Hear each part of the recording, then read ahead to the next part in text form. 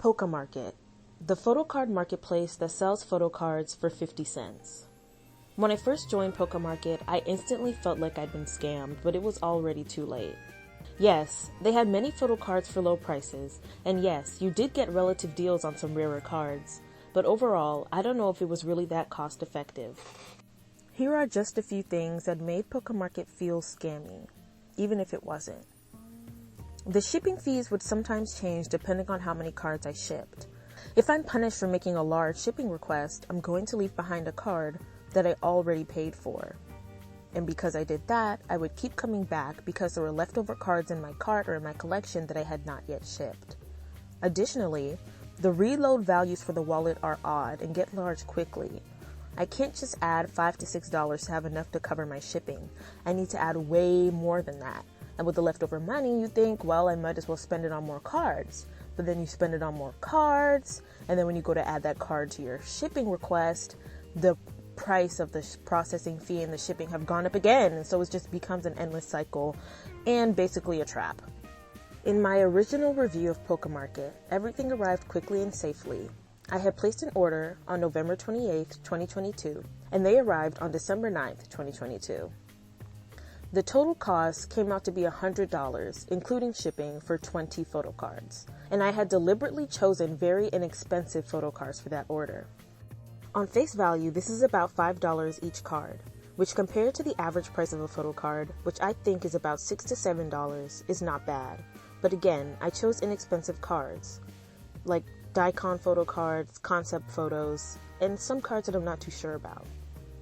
It's super enticing to see a photo card for 50 cents, but when each card has a transaction fee of at least $1, the fees quickly add up.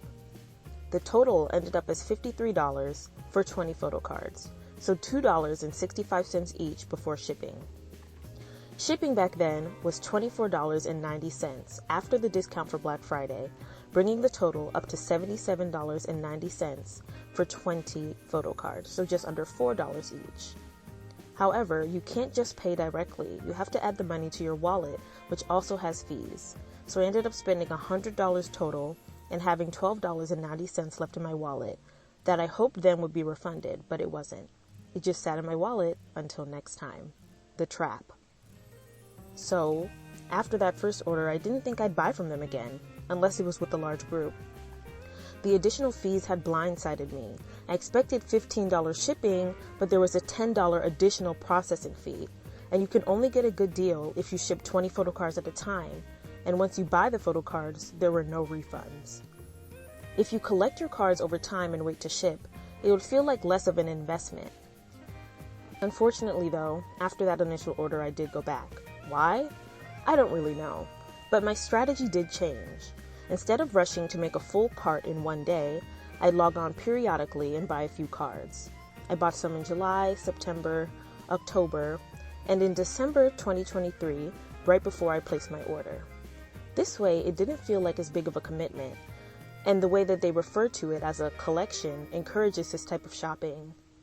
I paid $21 to ship my December 2023 order, and because I'd been shopping for 6 months, it didn't feel like I wasted my money. They lured me back in pretty fast after that, and I started shopping again in February 2024, and shipped another order in June. This order had free shipping, but I still paid $9.90 in transaction fees and processing fees. My last order I started shopping for in July 2024, and shipped it in June 2025. I paid $12 for shipping, and there were no additional shipping fees. The best way to track my total spend over the last 3 years is to count my total wallet reloads divided by the number of photocards I bought. If the total is less than $7, I'd say it was worth it. I did get a couple of more expensive cards that cost more than $10 each, but the number of cards that cost under $2 should balance this out, right? So in total, I counted all of my PayPal transactions, and I've spent $375.80 since 2022 on Pocamarket, and I've bought 71 photo cards. So after doing some quick math, that's $5.29 per card. So overall, not bad. It's about average price for buying cards domestically, but when you factor in the fees and shipping and processing, it still doesn't feel worth it to me. I could have spent all that money on photo cards directly, buying in person, buying from fans directly, joining group orders, or ordering from Mercari Japan.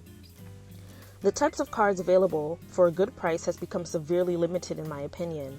Sure, I can get tons of 2020 and 2021 album cards for cheap, but I have those, and the newer album cards are going for higher prices. Pocamarket has made some positive adjustments in the last few years, such as offering cheaper shipping, offering discounts or removing processing fees on orders, creating wish lists and shopping carts, and adding in transaction fees up front on photocard sales. So yeah, you can't get 50-cent photocards anymore, but you really never could. I set out making this video as a breakup with Pocamarket, but now I'm not so sure. I've seen some horror stories about fake cards, and I absolutely hate their luxury rare photocard brand. I still think the best method is to go in with a group of people, build a large cart, and split up the shipping fee. But as a solo buyer, I'd recommend against falling into the trap. It's not much cheaper than any other marketplace, but it's sometimes convenient depending on who you collect. But now that my collection is empty, my wallet only has 85 cents in it, and I'm free, I'm going to take a break for a while. But who knows? Maybe I'll be back one day.